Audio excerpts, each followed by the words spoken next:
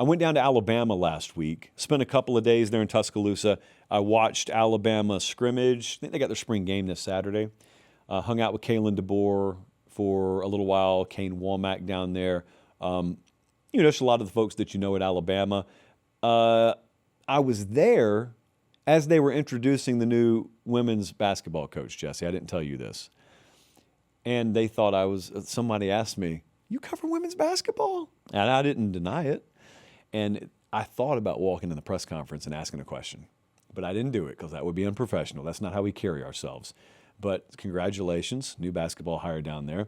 So being around Kalen DeBoer, we of course did the full sit-down interview. That's available on the channel right now. If you haven't seen it yet, well, there's some surveillance footage of it. I didn't know we had that. But there's some footage that Prez shot as he was doing 37 other jobs that day. That's fully available. I think we went like 35 or 40 minutes. And then spent several more hours with him. And just here's the thing that I take away from Kalen DeBoer.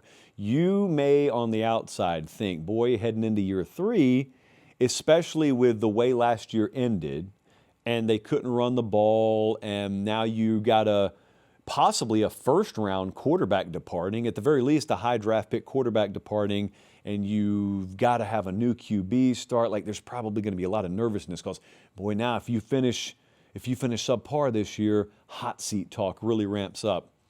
I don't know if maybe they shot him in the neck with a tranq dart before I walked in. People have done that before. So absent that scenario, I'm just telling you, that guy doesn't really exhibit those kind of characteristics. Now, that's kind of always the way he's been. That's kind of always been my observation. He was never really impacted by the whole taking over for Saban thing, the way that the general public and maybe the media thought that he would be. So, I mean, he's very, very laid back. I don't mean laid back in a lackadaisical way. I mean unaffected by any kind of outside noise sort of way. But I'll tell you what stood out to me is the awareness of their problems last year is very much existent inside that building. So it's not a mystery to them. Boy, we struggled to run the ball last year. What stands out the most, I'll be as generic as I can with this. What stands out the most when you talk to Kalen DeBoer, for example, about why they struggled running the ball last year versus what your own eyes tell you or what maybe other people in media would say or what a fan would say is the depth of understanding and the ability to diagnose problems. So that's very, very convoluted. If you're a fan and you're watching Alabama and they can't run the ball, or you're a member of the media, or if you're me, I'm watching them, they can't run the ball, I'm thinking something's wrong with the offensive line, something's wrong with the tailbacks, something's wrong with play calling, whatever. That's just typically your go-tos if you can't run the ball. What's really mind-boggling is when you talk to a coach, in this case Kalen DeBoer, who has a history on the offensive side of the ball, to hear them diagnose it and to watch them get on the board and diagnose it and to watch them throw all 22 up and them diagnose it. The depth of understanding about how to diagnose problems for real high-level minds, like professionals, longtime coaches in this game, it really makes you sit back and decide whether you ever want to question stuff publicly again. Because even in this case, everybody knows Alabama sucked running the ball last year. But even in properly diagnosing the issue, you realize how far off in some cases you are on diagnosing the reasons why. I hope that makes sense. Hey guys, do me one favor. Check and see if you're subscribed to the channel. If you are, great. If you're not, it's that easy. It's free. It doesn't cost you anything. It doesn't sign you up for anything. It just helps us do the show this way forever. All right, back to the clip. And I will say that to say this. I think watching them scrimmage, I think the upside on this team is higher than last year's team. And that's not even knowing who's going to start at quarterback this year.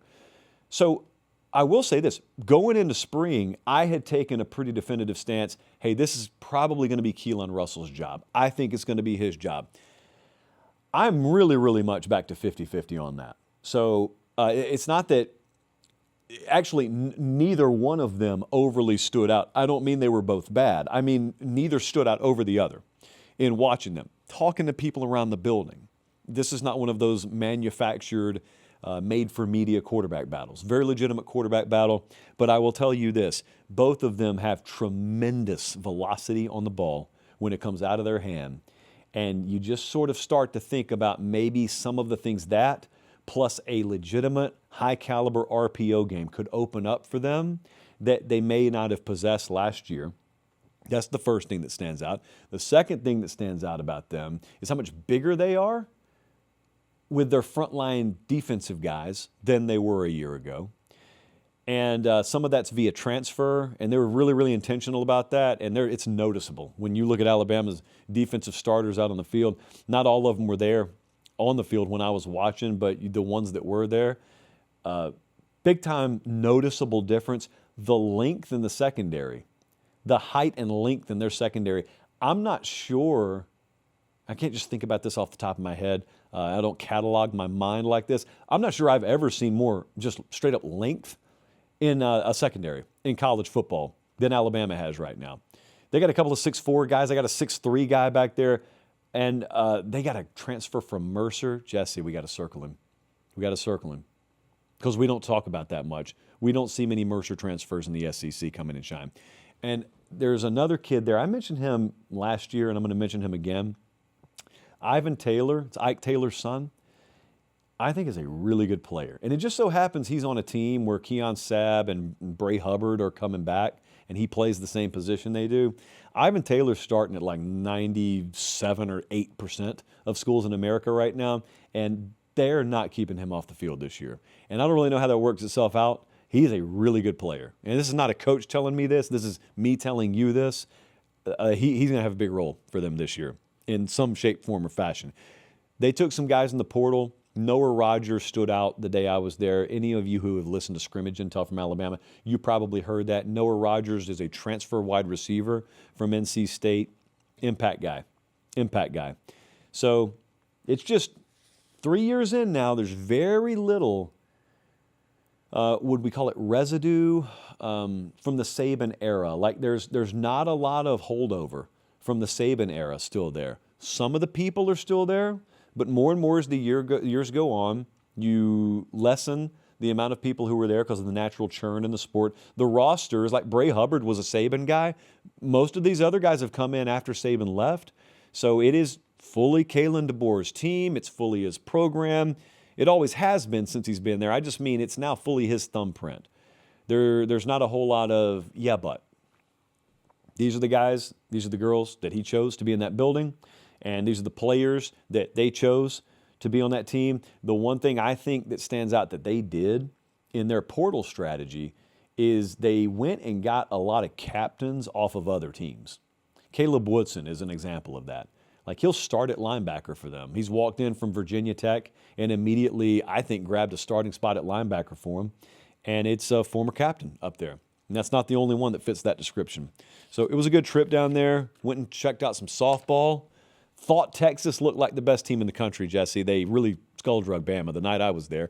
And then the following 2 nights, Bama beat them, took the series, #1 team in the country right now, I think. And I may try and make a trip to Oklahoma City this year. Maybe for storm chasing, maybe for the Women's College World Series, maybe both. We'll see.